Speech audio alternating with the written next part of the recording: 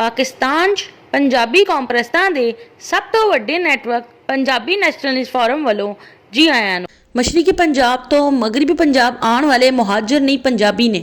मुसलमान पंजाबियों नूं अपने ही देश 'ਚ मशरकी पंजाब तो मगरबी पंजाब की तरफ नकल मकानी करन दी बुनियाद ते मुहाजिर नहीं कहा जा सकता। मुहाजिर ते ਉਹ ਹੁੰਦੇ ਨੇ जो अपनी ਜ਼ਮੀਨ ਤੋਂ पनाह ਦੀ खातिर किसी होर कौम की ਜ਼ਮੀਨ 'ਚ जा के बसन, ना कि मुहाजिर ਉਹ ਹੁੰਦੇ ने जो नकल मकानी करके अपने ही देश की ਜ਼ਮੀਨ 'ਚ एक जगह तो दूसरी जगह रिहाइश इख्तियार कर लैन। UPCP दे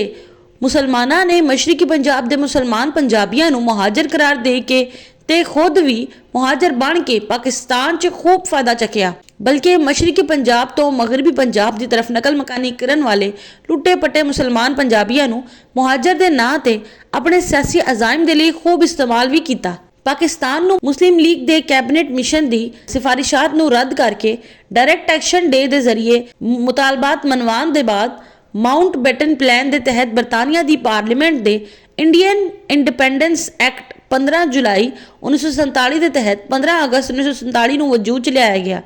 जिस के बाद 17 अगस्त 1947 ਨੂੰ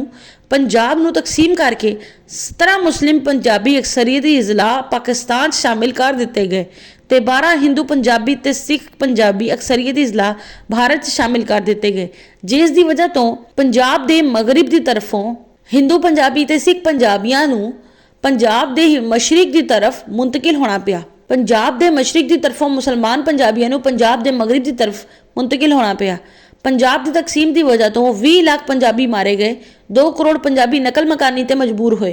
पाकिस्तान के क्याम की वक्त जिस तरह पंजाब नूं मुस्लिम पंजाब ते नॉन मुस्लिम पंजाब 'ਚ तकसीम किया गया, इसी तरह UPCP के मुसलमानों नूं चाहिदा सी कि UP के CP के इलाकिਆਂ ਨੂੰ भी मुस्लिम UPCP ते नॉन मुस्लिम UPCP 'ਚ तकसीम करवाते, लेकिन UPCP के मुसलमानों ने मशरकी पंजाब का पड़ोस होने का फायदा चकते हुए एक तीर तो 2 शिकार किए। एक तो मशरकी पंजाब तो मगरबी पंजाब की तरफ नकल मकानी करने वाले मुसलमान पंजाबियों की पंजाबी शनाख्त खत्म करके इन्हों ही अपने देश 'ਚ मुहाजिर बना दिता।